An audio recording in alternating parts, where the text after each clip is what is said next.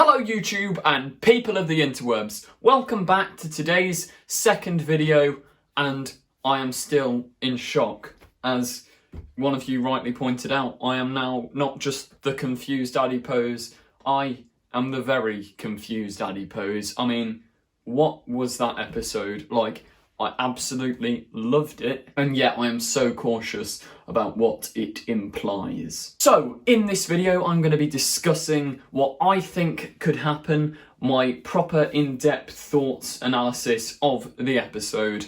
So, we'll start with, how did the Doctor and her team gang fam do this week? Well, Jodie Whittaker, once again, I fully see her as the Doctor now, no doubt in my mind. She's like smashing the role, does great acting, whatever. I loved the darker side to her character and that nature of like, she's really unsure of herself. She is as confused as I am right now. She's emotional, she's upset. It's absolutely brilliant and she completely sells the Doctor to me. Now, Graham O'Brien and brilliant companion, how did he do this episode? Yeah, he was brilliant as usual. I mean, Bradley Walsh has never really given a bad performance in this show. He's like pretty much just perfect every time, and yeah, this week's episode was great. Ryan Sinclair, don't you dare. Well, Chibnall, don't you dare screw up William Hartnell. That comes later. But how did Ryan do this week? Yeah, he was great, just normal. He didn't have much to do. Actually, scrap that. Him and Yaz did actually do like little bits of the plot which were quite nice actually. Forgotten about that. They did quite well. And yeah, obviously Yaz, I loved that her police officer mode came out again. That was brilliant.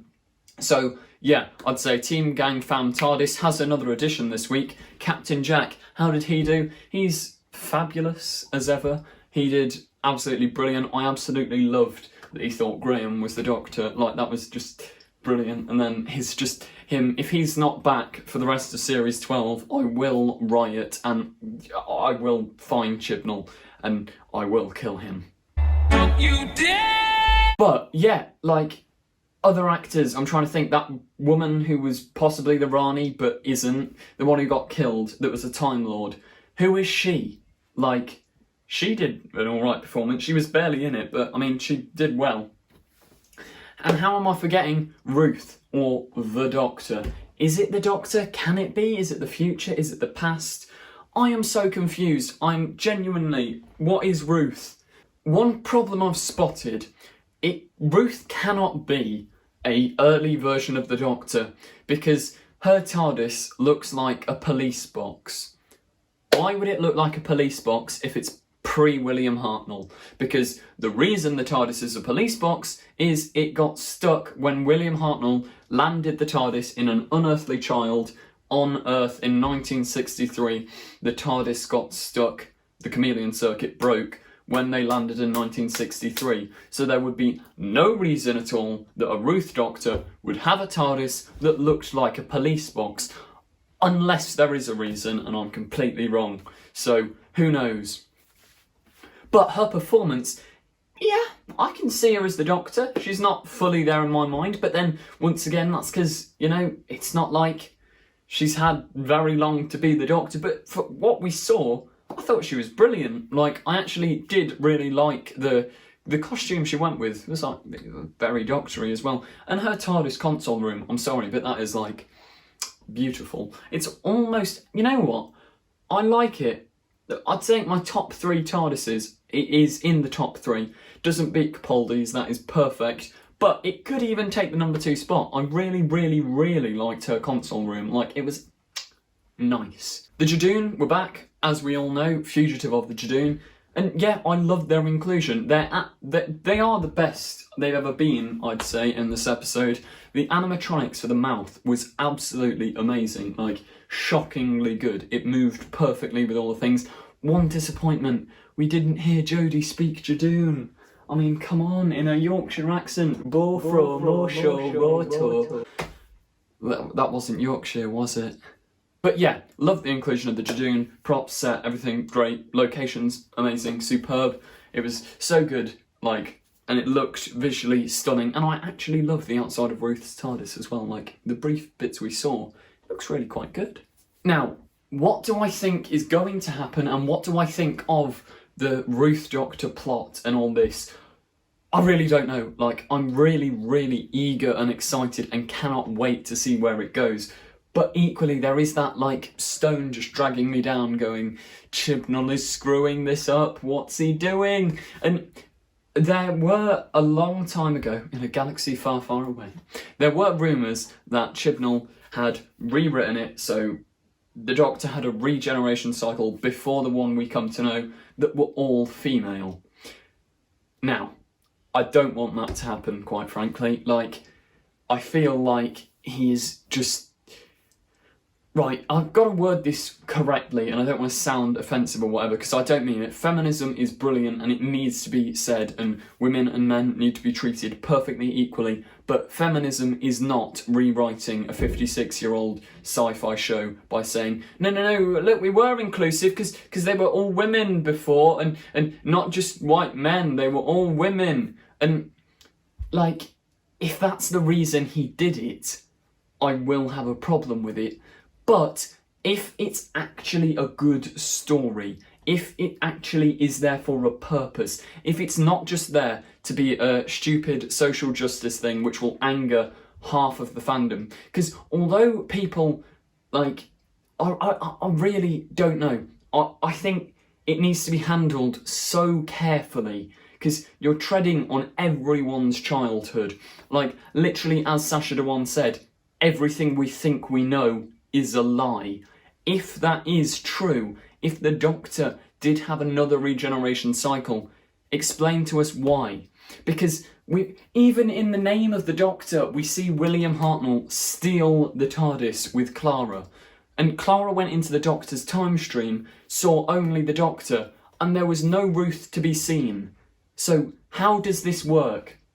Because I almost want Ruth to stay as the Doctor, because she did quite well and I really liked her aesthetic and TARDIS and design, but equally, you cannot screw up canon, Chibnall. You cannot just rewrite everything because you want to. Like, last series, it's like you were given all these Doctor Who toys, and last series, you just went, no, I don't want them, I'll get some new ones. Then this series, you've got all of them, and you're just smacking them together going, you like this is good.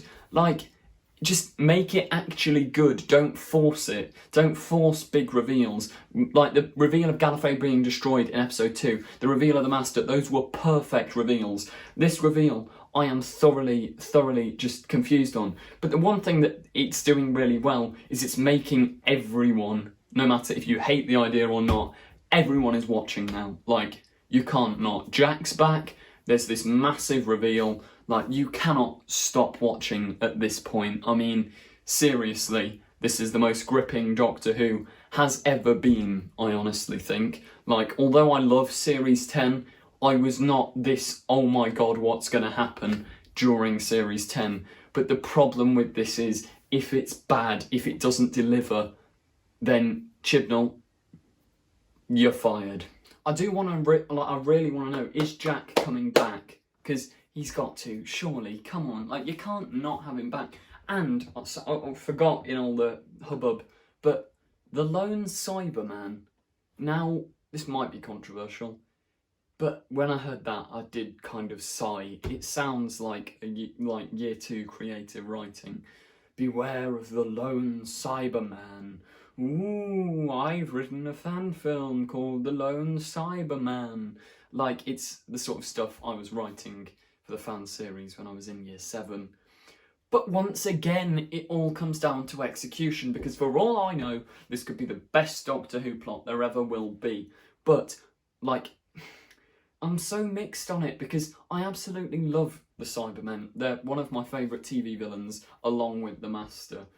But one Lone Cyberman is not the biggest threat, and I don't think it ever should be. What's great about the Cybermen is that they are us, but upgraded. They are humans just torn apart and stuck together haphazardly, like the Mondasian Cyberman. That's why I absolutely loved what happened to Bill.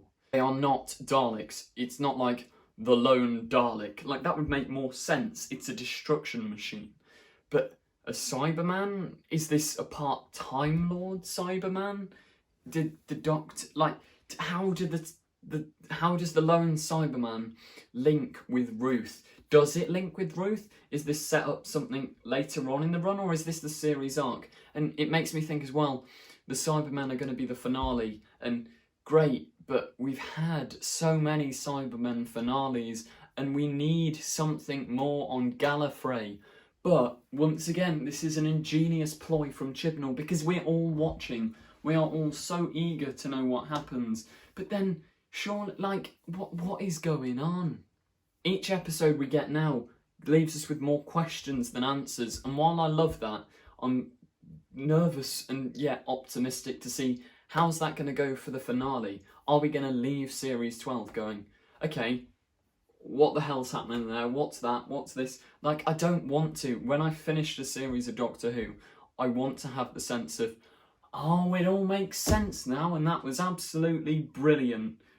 But, like, Name of the Doctor and those sorts of things, leave a little hint, leave a little thing there for us to go, what could that be? Like, yeah. Also, who is the Timeless Child? Is the Doctor the Timeless Child? Because, I mean, how many Doctors are there? Now that we know there's a Ruth Doctor, there could be infinitely more Doctors. And as I've thought about it more, I am actually warming to the idea of having multiple Doctors. But I really don't know, because it all comes down to execution. I've said that about 400 times, but it's true. One thing I do want to know, why is Ruth as well, the Doctor, I'll call it the Ruth Doctor. Why is the Ruth Doctor so sort of gun-handly and gun-whatevery and abrasive and rude? Is this meant to link in with how William Hartnell started off? Because, I mean, his first episode, he was a complete grumpy grump hole. And he literally, I'm pretty sure in the caveman story, he whacks a caveman. Well, he's about to kill a caveman with a rock. So could it be linking to that? But then, how does Ruth fit in the timeline? I'm so thoroughly confused. Is she a parallel world Doctor? Like, could the rumours of Rose returning? Like, no, but I don't know what's going on.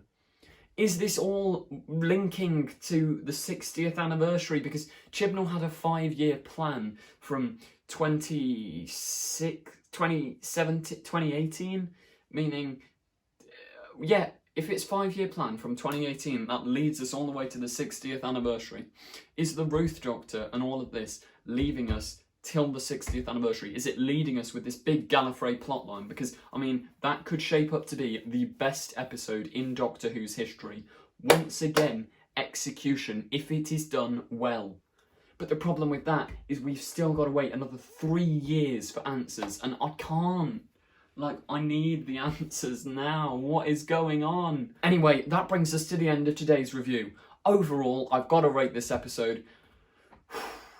Half of me wants to say, go on, give it a 10 out of 10. Do it. 10 out of 10. Do it. But the other half of me wants to go, Chibnall, you're kind of screwing this up, so I'm going to give you a 6 out of 10, a 5 out of 10. So I really don't know. Just take that as you will. I'm going to go 10 out of 10. Fight me, 10 out of 10. It was a brilliant Doctor Who episode. It all depends. Like, the way I look back on this episode is going to be in the execution. If it's executed badly, this episode is going to fall to a 5. If it's executed really well, this episode remains at a 10 out of 10. Anyway, that brings us to the end of today's video. Truly, it does. I'm sorry. Thank you for watching. Remember to like, comment, subscribe. Check out the Sontaran's Master Plan and other videos on my channel. Thank you for watching, and goodbye.